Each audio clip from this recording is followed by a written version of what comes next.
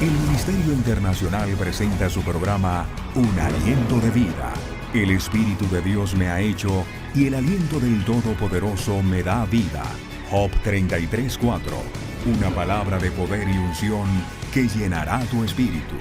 Con ustedes, el pastor Jorge Enrique Gómez. Bienvenidos. Dios los bendiga. Qué bueno hoy poderles saludar. Damos gracias a Dios por este nuevo día. Damos gracias a Dios por permitirnos llegar a cada uno de ustedes con el mensaje de la palabra de Dios. Nuestro objetivo es que tú puedas crecer en la vida cristiana. Nuestro anhelo en el Señor es que tú cada día crezcas en el conocimiento de la palabra de Dios, que finalmente es la fe. La fe no es algo extraordinario que tú recibes para mover una montaña de un lugar a otro. La fe no es algo extraordinario para tú recibir sanidad. La fe no es algo extraordinario para tú hacer cosas imposibles. Porque de hecho, la palabra de Dios dice que la sanidad la recibimos por la muerte y resurrección de Jesucristo. Recibimos nosotros el poder sobre los demonios, pero todo esto se hace real cuando tú en tu vida conoces a Dios. Porque ¿para qué vas a mover una montaña solo por demostrar a los demás cuánto poder tienes? Esa no es la fe. Así que bienvenidos a este espacio donde aprenderás cada día más acerca de la palabra de Dios. Estamos viviendo una semana en la cual tú puedes estar con tu familia, donde muchas personas están descansando, otras han salido a descansar.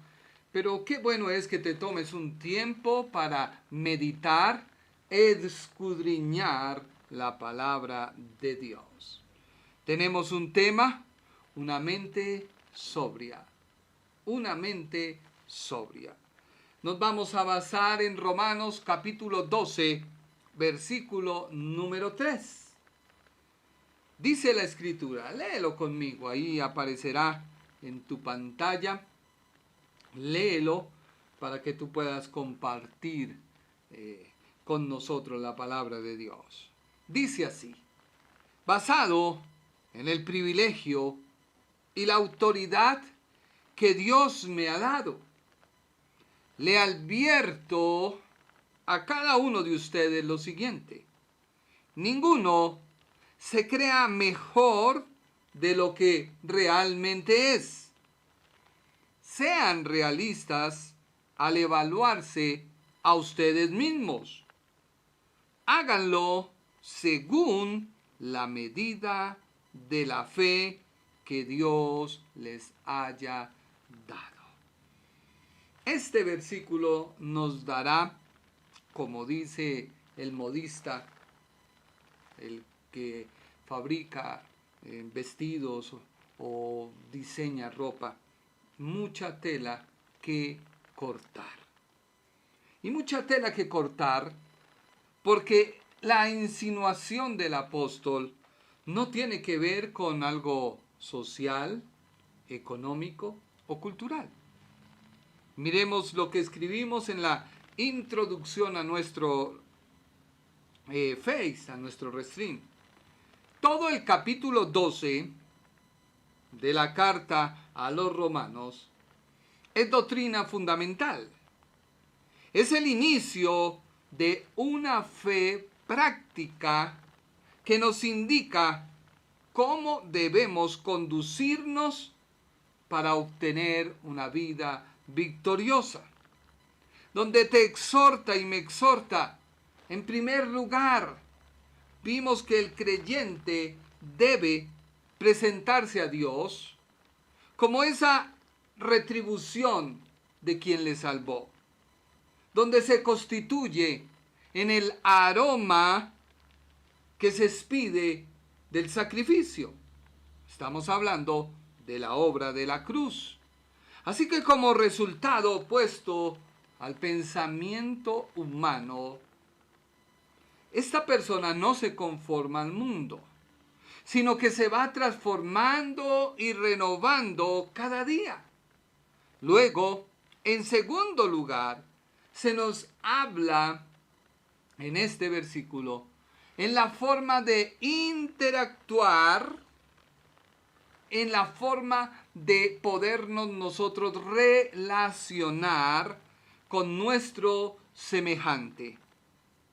Nuestro semejante, estoy hablando de la persona que se sienta conmigo al lado de la iglesia, con el líder de la alabanza, con el líder de los sugieres, con el líder de evangelismo, con el pastor, con el profeta, con el evangelista, con el maestro. A esto me refiero yo cuando te hablo de semejantes. No estamos hablando de otra cosa. Y la Biblia dice, no debemos tener un concepto más alto del que pudiéramos tener de nosotros mismos, donde nada tiene que ver la clase social. El apóstol no está diciendo ninguno tenga un concepto más cuando tú usas un reloj Rolex y tu compañero usa un reloj Adidas. No, la Biblia no te está diciendo cuando tú usas una vestimenta de Chanel y el otro usa Pat Primo, perdone las marcas. No estoy haciendo publicidad, estoy haciendo comparativos. O aquel que tiene una vestimenta que puede oscilar en X cantidad de millones, mientras que la persona que está sentada a tu lado, su ropa no vale más de miles. No, tampoco se habla de la parte social. Es que yo vengo del norte, de la realeza, de la pupi, y el que se sentó conmigo viene de Ciudad Bolívar. La Biblia no habla en ese aspecto. Tampoco nos dice de la cultura. Sentarse uno, ejemplo, al lado de un hermano guambiano, cuando él expide su olor a aquel lugar donde se encuentra, mientras que tú tienes la colonia de marca. La Biblia no habla de ese concepto. La Biblia nos habla del don que hemos recibido de parte de Dios. Todo creyente tiene un don. Y todo creyente tiene un don porque Dios ha hecho, si tú ves el versículo número 4, se compara a la iglesia con un cuerpo. En el cuerpo humano hay muchos cabellos. No todos los cabellos son iguales. Hay unos cabellos que por el paso de los años, por las dificultades, van tornándose blancos, mientras que otros siguen siendo negros. A eso la Biblia se refiere. Ahora, tú dirás, yo no tengo un don, mientras que el líder de los sugieres tiene un don, y lo nombró el pastor. No, Dios ha dado a cada creyente un don. La pregunta es, ¿has descubierto cuál es tu don? Hay dones que no ha dado Dios, como la cadera ancha. Ese don se manifiesta cuando la persona permanece sentada en una silla. No. El don al cual se refiere es el que se usa en el servicio que se presta. Ahora, perdón, muchas personas creen, o el criterio o la responsabilidad que se ha hecho es que los dones se usan solo en la iglesia. Y este argumento hay que derribarlo. Muchas personas creen que solo el don y la responsabilidad de ese don se manifiesta en la iglesia. Y déjame decirle que no. Pero hay orgullo en la iglesia. Hay orgullo. Personas se sienten menos que otras cuando se asume un servicio a Dios. Y esto afecta de manera positiva o de manera negativa a la iglesia donde finalmente se desarrolla la vida cristiana, o creemos que es el sitio donde se deben usar los dones, ya que allí hay una diversidad en el servicio. Pero esto no es así. Hagamos la introducción a nuestro tema. Estamos hablando de Romanos capítulo 12, versículo 3.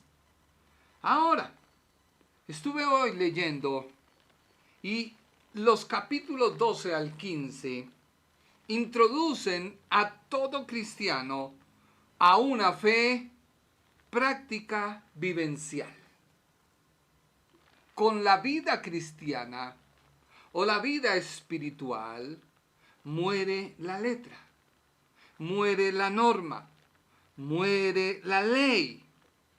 En otras palabras, no hay protocolo que se pueda establecer para decirte cómo tú te debes conducir en tu nueva naturaleza. Porque si armamos un protocolo, esa naturaleza que tú has adquirido nueva se vuelve a replicar nuevamente en la ley, en una vieja naturaleza. No, Dios no quiere que tú seas un robot. De hecho, toda la creación, tanto los seres humanos como los ángeles, tienen libre albedrío, o sea, libre potestad. Y Dios ha hecho que la creación le adore porque lo ama, porque le nace obedecer, mas no por imposición. Y esa es la mentalidad de los cristianos. Muchos dicen, yo no hago esto porque a Dios no le agrada. Está bien, pero ¿por qué no le agrada? Entonces tomas tú como excusa la religión en cambio de decir, a Dios no le agrada que yo fume porque estoy destruyendo mi cuerpo. Porque si Dios me hubiera hecho para fumar, pues sencillo, tú tendrías como un huitrón, como una chimenea, donde practicarías el aseo porque Dios te hizo para fumar. Pero no es así. Por el contrario, tus pulmones se afectan, tus pulmones se deterioran y entras en un pecado, porque la Biblia dice que el que no cuida el cuerpo, que es templo del Espíritu Santo, pues Dios llamará a cuentas. Muchos cristianos dicen, yo no tomo. No, es que la religión me lo prohíbe. ¿Pero por qué te lo prohíbe? Tú dices y debes decir, yo no tomo, porque el alcohol hace que mis neuronas se vayan muriendo. Porque el alcohol es producido por la papa y otra serie de alimentos que Dios creó que tu cuerpo necesita. Y cuando tú agregas a tu cuerpo algo que Él produce, pero lo agregas, tu cuerpo se atrofia y ya no lo produce. Por eso es que se sienten esas ansias, esos deseos. Y es ahí donde tú debes ir a la cruz para que sea destruido. Por eso no podemos hablar de un protocolo. No podemos decirle a usted, este es el manual, esta es la norma, póngalo en práctica. Vea, ahí le dejo todo escrito, hágalo al pie de la letra. A usted se le facilita, lo puede seguir y usted se convierte en un esclavo de quien lo diseñó. Mientras que el concepto bíblico de la nueva vida en Cristo es el carácter que se debe vivir en todo momento de forma personal, donde queda demostrado que Dios se está manifestando en tu vida y Dios se está evidenciando de tal manera, la Biblia dice, que vamos creciendo a la imagen de Cristo. Nuestro carácter, se va pareciendo, se va asimilando al de un hijo de Dios, que por la fe y en el conocimiento de quién es Dios y qué pide para todo aquel que se acerca, se desarrolla en ti. El capítulo 12 nos muestra mi responsabilidad como criatura y mis relaciones interpersonales con los demás cristianos. Esa es la introducción del capítulo número 3. ¿Por qué? El apóstol y Dios en los primeros 11 capítulos explicó lo que fue el obrar y el proceder de Dios actuando en su misericordia para con todo aquel que reconoció su pecado. Dios lo hizo, lo mostró. El apóstol le habló a los judíos y les dijo, este es el proceder de Dios actuando en misericordia.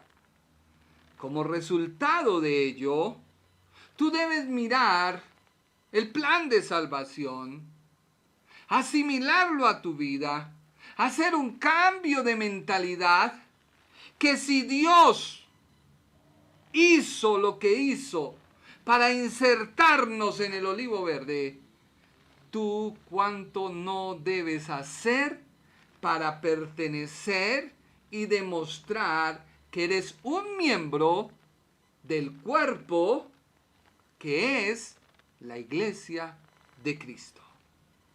Porque si por gracia fuimos perdonados, pues por gracia también debemos actuar. Si se nos perdonó una deuda, porque Cristo murió en nuestro lugar, y si Jesucristo, siendo Dios, se entregó en la cruz para morir por ti y por mí, Él no miró nuestra desventaja. No. Ese mismo sentir debe haber en nosotros. Ese mismo actuar debe estar en el creyente, que tiene que ser una consecuencia de haber meditado en el plan de salvación. Por ello la Biblia invita al cristiano a tener la misma actitud de Dios. La misma actitud de Dios que tuvo con el pecador para limpiarle su pecado.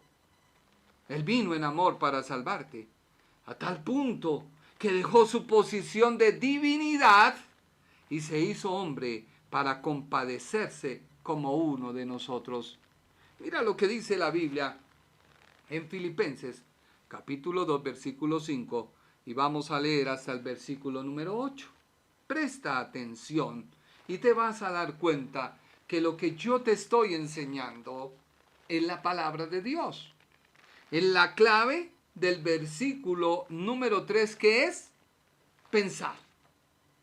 Pensar. Nadie piense más allá de lo que debe pensar. Nadie tenga un alto pensamiento que no debe ser. Miremos lo que dice Filipenses 2:5. ¿Qué dice? Tengan la misma manera de pensar que tuvo Jesucristo.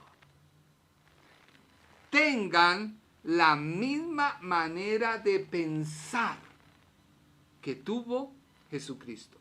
Versículo 6. Aunque Cristo siempre fue igual a Dios, no insistió en esa igualdad. Aunque Cristo fue Dios, es eterno, vive para siempre, no se aferró a ello. No dijo, ¿cómo es que yo voy a ir a morir por ese pecador, por ese fornicario, por ese adúltero, por ese ladrón, por ese homicida? ¿Cómo es que yo voy a ir a morir por ese que me desprecia?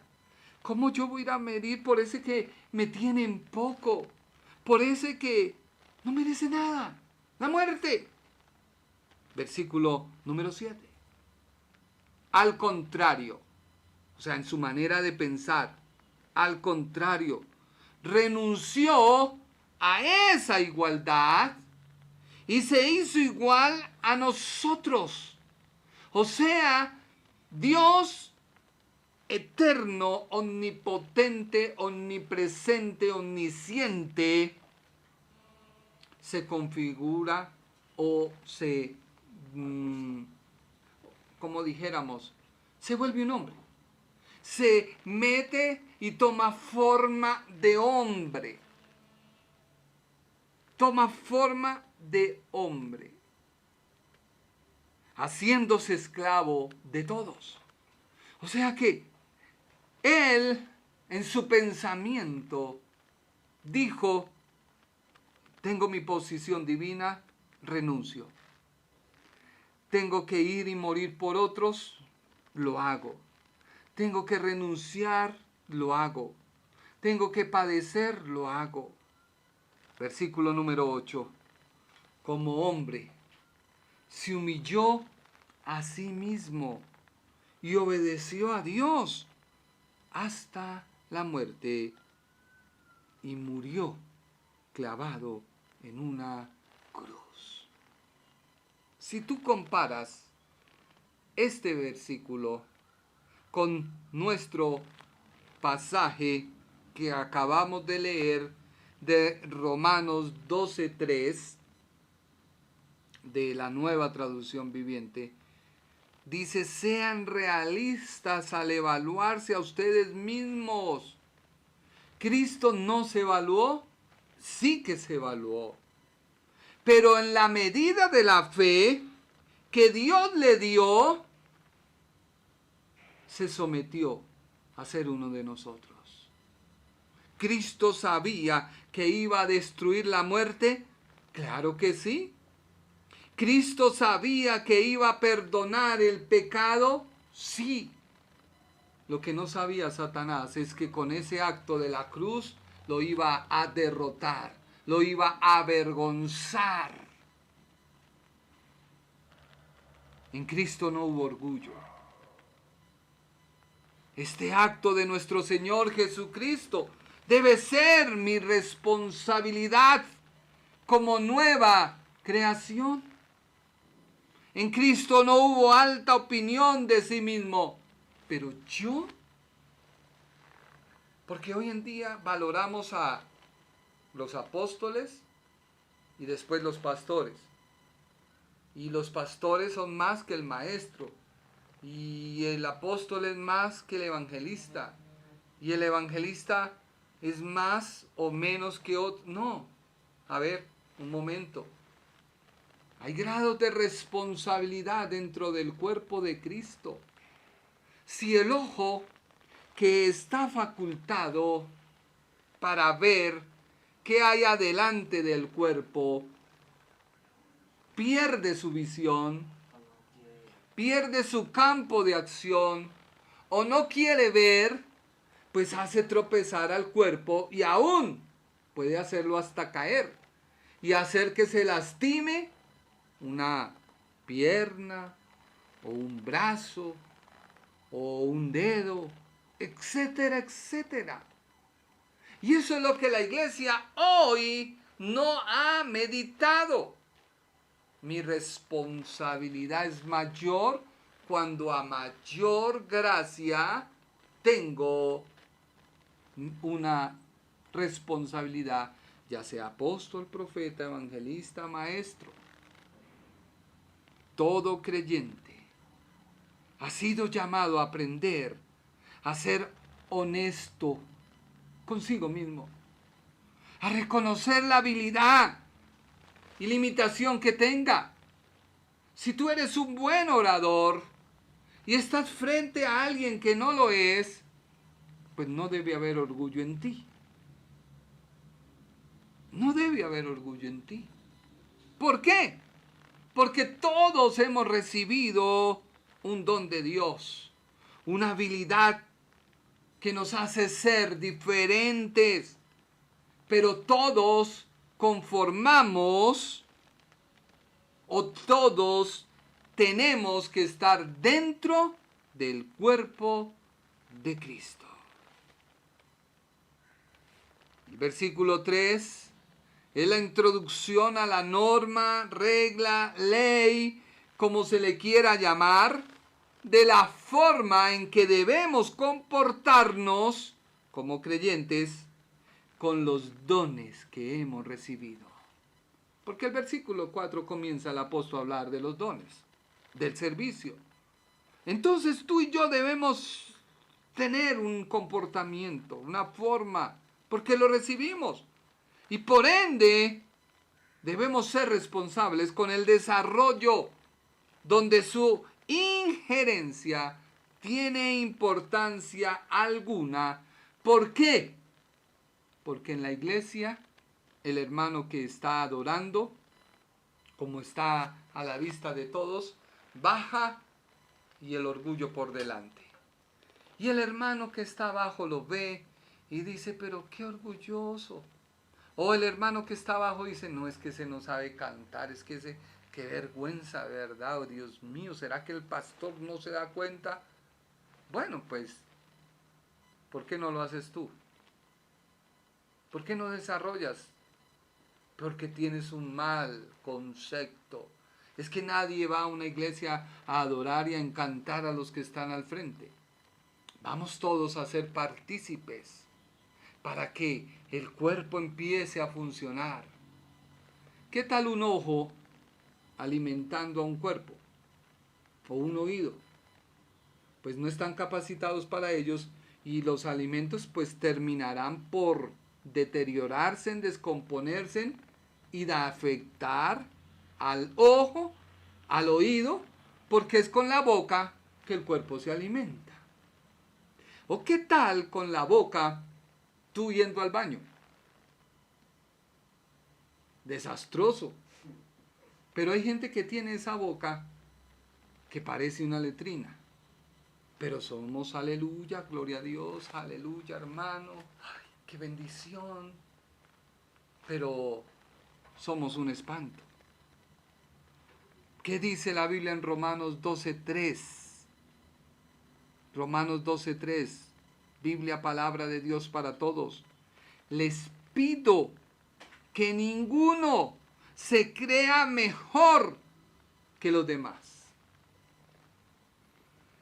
En este sentir que describe el apóstol, varias traducciones lo han dicho como piense con gordura. Véase usted mismo según la capacidad que Dios le ha dado. Si no la has desarrollado, comience a desarrollarla. Piense cada uno de sí con moderación. Otra versión dice, desarrollen una sobria autoestima. Otra dice, sean realistas al evaluarse a ustedes mismos. Y la Reina Valera dice, piensen de sí con gordura. Esta debe ser la actitud cada vez que en la iglesia pones en acción los dones que Dios te ha dado, ya que no son de quienes lo reciben de parte de Dios. Escúchalo bien. Los dones no son de quien los recibe, ya que los dones son dados por Dios para el uso en el servicio de la iglesia, que es comparada con el cuerpo humano, que a pesar de tener varios miembros con actividades diferentes, siempre están en armonía con el buen funcionamiento del mismo cuerpo. Y esto nos lleva a mirar a mi hermano, ya sea mi esposa o esposo, hijos, primos, aún al desconocido que entra a formar parte de la iglesia, que es el cuerpo de Cristo. Hay órganos que son de vital y necesaria importancia en el cuerpo y no se ven. Mucha gente cree que lo importante de un cuerpo es el ojo, el oído, La boca, ¿qué otro? Otro, las manos, los pies, pero se olvidan del corazón. Otros se olvidan del cerebro. Cerebro. Otros se olvidan del hígado. Otros se olvidan del páncreas. No son visibles. No reciben importancia. Yo no he visto a nadie que diga, vamos a lavar el corazón. Ay, es que ese corazón, no. Hay ministerios dentro de la iglesia que son de vital importancia, aún más importantes que un apóstol, que un pastor, que un maestro, que un evangelista. Y se me olvidó el otro ministerio. Son apóstoles, pastores, maestros, evangelistas y, bueno, ya miraremos el otro ministerio. Son 5. Pero como son los más notables, los más destacados, y a veces entonces comienza en la iglesia a destacarse el adorador, comienza a destacarse y la gente, en cambio de mirar, Señor, ¿cuál es mi don? Yo reconozco un hermano hace años, era un anciano, no tenía buena voz, porque su voz era chillona. No tenía buena expresión porque no era el pastor. De hecho, no se podía ni mover. No podía ni caminar. Y él duraba en la iglesia horas y horas gritando, Señor, tráelos, Señor, tráelos. Era todo lo que él decía. Y gritaba, Señor, tráelos, Señor, tráelos. Yo estaba como a 1 kilómetro, trabajando en otras oficinas lejos, y hasta allá se oía, Señor, tráelos, Señor, tráelos. Y esa era su oración. Era una oración de intercesión. ¿Alguien lo vio en la tarima? No. Pero ¿cuánta gente llegó a los pies del Señor por esa oración? Mira lo que dice la Biblia en Romanos 12:3 de la traducción Dios habla hoy. Léelo conmigo. Romanos 12:3. Por el encargo que Dios me ha dado en su bondad, os digo a todos que nadie piense de sí mismo más de lo que debe pensar. O sea, cuando tu mente diga, es que ese que está predicando no me ministra, ojo, porque no es el que te ministra él, eres tú el que está recibiendo la palabra de Dios. Eres tú, no él, eres tú. Así que no digas, ¿quién tuvo la culpa? No él. O sea, no la asumes, sino fue el otro. Un día, terminemos y ya les cuento mi experiencia propia. Antes bien, piense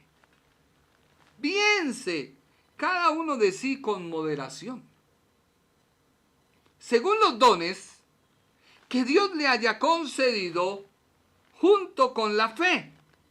Ya vimos nosotros la otra traducción que dice, háganlo, o sea, sean realistas al evaluarse de ustedes mismos. Háganlo según la medida de la fe, del don que Dios les haya dado. Esta otra versión, Dios habla hoy, nos dice claramente, según los dones que Dios le haya dado y le haya concedido juntamente con la fe. Por eso el versículo, este versículo 3, realza en sí mismo el concepto que encierra la idea de lo que Dios quiere decirnos a cada uno como creyentes.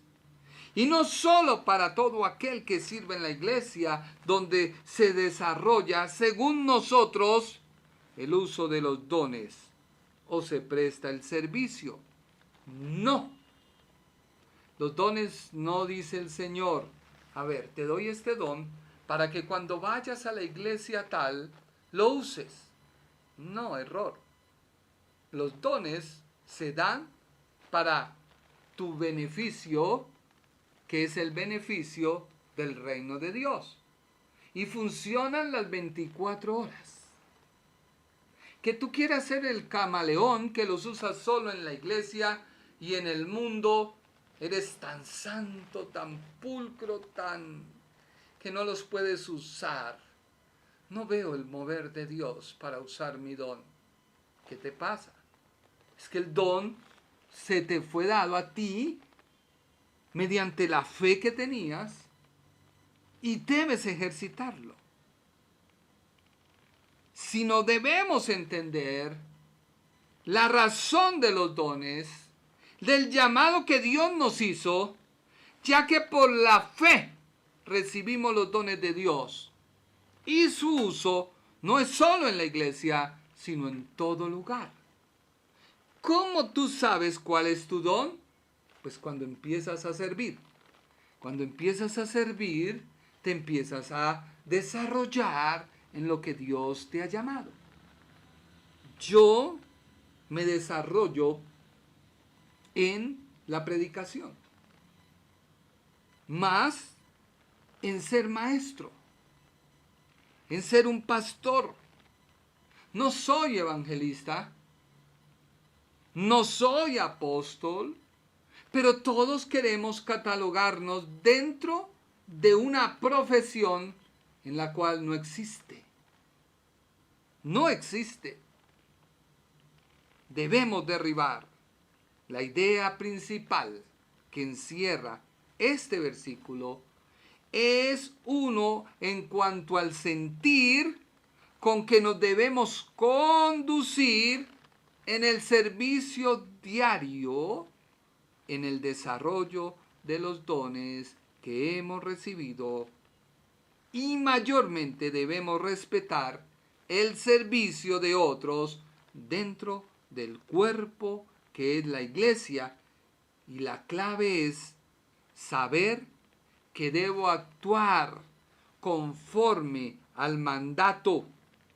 Debo amar a mi prójimo como a mí mismo. ¿Recuerdas cuando se acercó aquel hombre y le dice, he guardado la ley? Dios, ¿qué le dijo? ¿Y qué es la ley? El Señor le dijo, amarás al Señor tu Dios con todo tu corazón, con toda tu mente y con toda tu alma.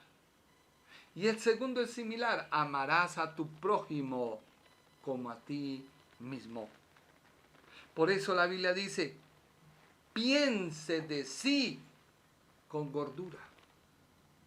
Pero a veces nos lavamos las manos. Yo tenía la edad, yo creo que de mi hijo Josué. Y por esos tiempos en la iglesia, pues se armaba el árbol de Navidad. No nos vayan a enjuiciar. Se hacía en ese tiempo en la iglesia. Había un niño que jugaba con nosotros, que él era mudo. O sea, no podía hablar. Un día jugando nosotros, ahí en el templo, recuerdo que yo salté y mi salto no alcanzó a ser tan grande y alto que tumbé el árbol. Inmediatamente corrí y me metí en el baño. Subo el estruendo y ¿quién quedó frente al árbol? El niño mudo. Cuando yo salgo del baño, me asombro. ¡Ay! ¿Pero qué hiciste? Mi papá me mira y me dice, ¿qué hizo usted? No, yo no fui, fue él. Y me sostuve y papá sabía que no había sido él, sino yo. A veces actuamos así. otro tiene la culpa, no yo. Y cuando eso nace en nosotros, es porque no hemos pensado, no hemos reflexionado. Filipenses dijo, haya pues en vosotros ese pensar que hubo en Cristo. Tú te has puesto a pensar que si Jesucristo le hubiera dado importancia que una de sus criaturas, como Satanás, le retara y le dijera, si verdaderamente eres hijo de Dios, convierte esta piedra en pan. ¿Tú crees que él hubiera puesto a pensar, no, pues cómo voy a dejar? Es como cuando el jefe llega a la empresa y el empleado lo pordebajea, lo autoestima, mejor dicho, barre el piso. ¿Usted cree que una persona en 5 sentidos se va a dejar así actuar? ¿Usted cree que si el Señor se hubiera puesto a pensar que en la cruz del Calvario, el pecado del mundo, sí, Dios perdonó mi pecado pasado, presente y futuro, sí. Pero usted cree que Él se hubiera puesto a reflexionar y a pensar y a decir, no, pero ¿cómo es eso? Padre, es el pecado, es lo que me aleja de ti, es lo que me hace morir, es lo que me hace separar. ¿Tú crees que Él lo hubiera hecho? Si Él se hubiera puesto a pensar en su posición, Dios no tolera el pecado. Así que cuando tú pecas, sí, Dios te perdona, pero no tolera tu pecado. O sea que estamos en un problema espiritual, moral, para con Dios. Y espiritual es porque nos alejamos. Moral es porque no nos podemos acercar. ¿Cómo una esposa sabe que su esposo le es infiel?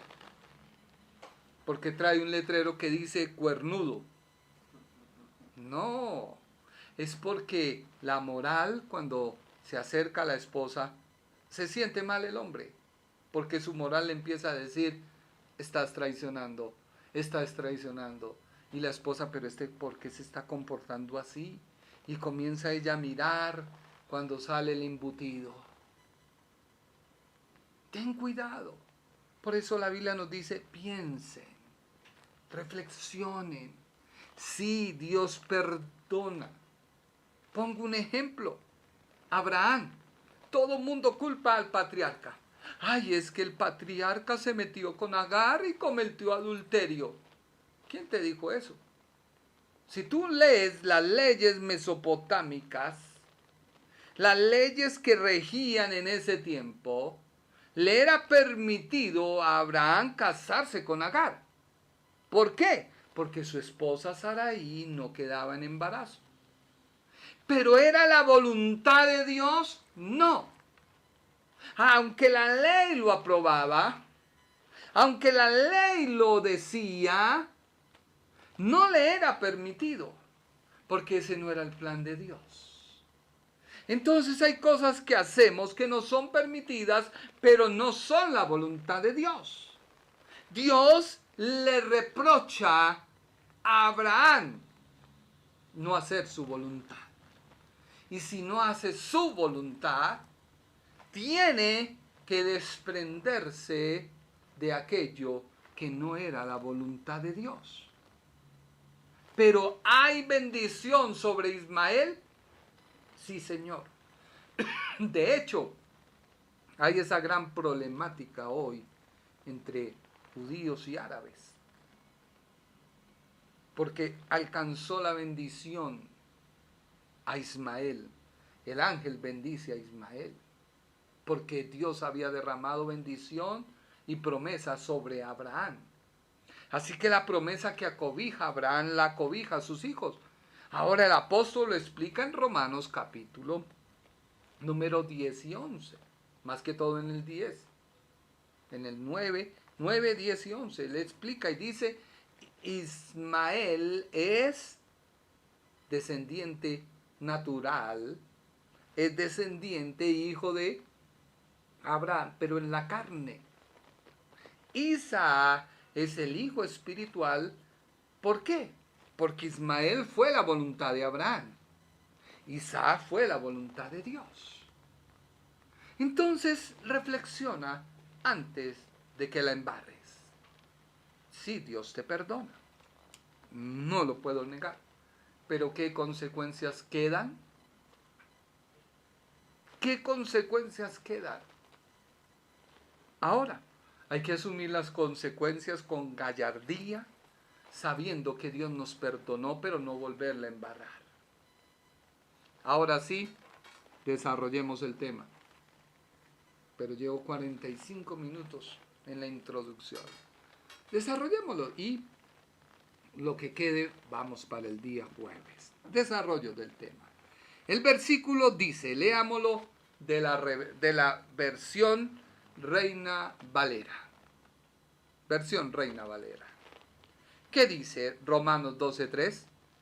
Digo pues, por la gracia que me es dada. Digo pues, vamos a parafrasear y a estudiarlo.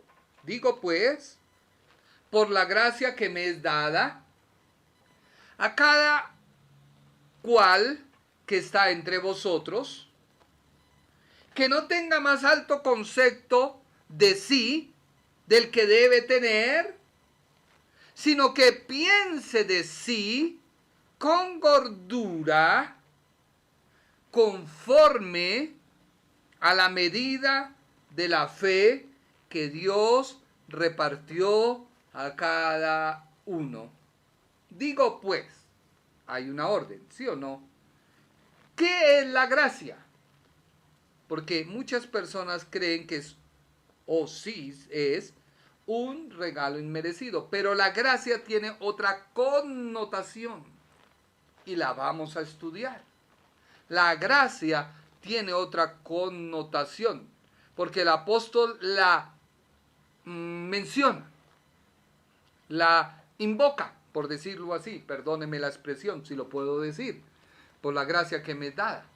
A cada uno de que está en vosotros no tenga más alto concepto del que debe tener, sino que piense con cordura, mediante la fe que Dios repartió a cada uno. Así que el apóstol, cuando decimos digo pues, hace una introducción al versículo. Ya hemos visto que es muy normal que el apóstol haga introducciones en versículos, capítulos. En este dice, digo pues. Otras versiones lo traducen como ordeno pues. Otras, por el encargo que Dios me ha dado en su bondad. Aquí se mezcla gracia y orden. Orden y gracia. Con ello, el apóstol indica, cuando dice, digo pues, que está hablando bajo la autoridad que le ha sido dada. Escúchame bien. El apóstol habla bajo la autoridad que le ha sido dada, no por su cargo de ser apóstol, no, sino por a quien él representa. ¿Me he hecho entender? El apóstol habla bajo la autoridad, no por su cargo, por ser el apóstol. Entonces ya los apóstoles pueden regañar más que los pastores. No. Sino él habla por la autoridad que le fue investida, apóstol es enviado, servidor, sino por quien representa, Jesucristo. Para lo cual no habla de sí o por el conocimiento que él tuviera acerca de Jesús, sino habla de parte de quien le dio la verdad para hablar en su nombre. Y ahí es donde pisamos callos. Porque muchas veces, cuando llegan los hermanitos a la iglesia, ellos ven al pastor como su ídolo. Y hay otros que ayudan cuando salen, ponen fanfarrias, ponen música que mueve sentimientos y emociones. Y la gente, ¡ay, salió mi pastor! No, sí es bueno que tú tengas respeto.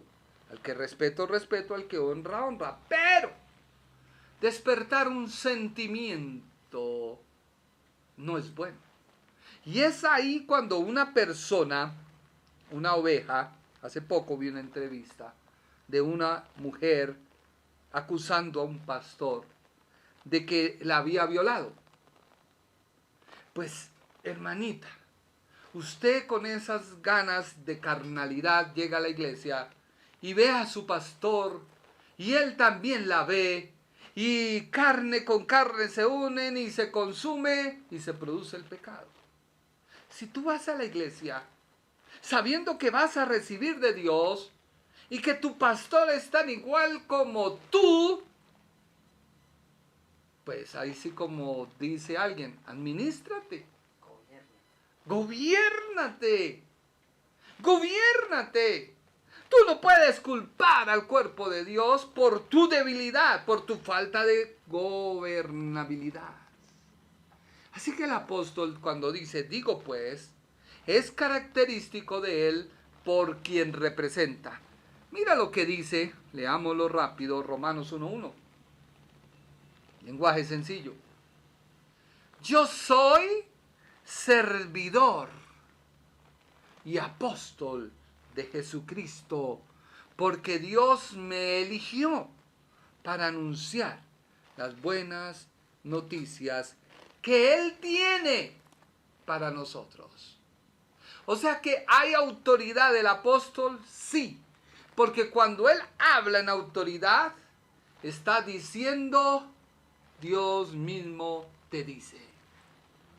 Otro pasaje, Romanos 1:5. Romanos 1:5. Por medio de Jesucristo, Dios me dio el privilegio de ser apóstol.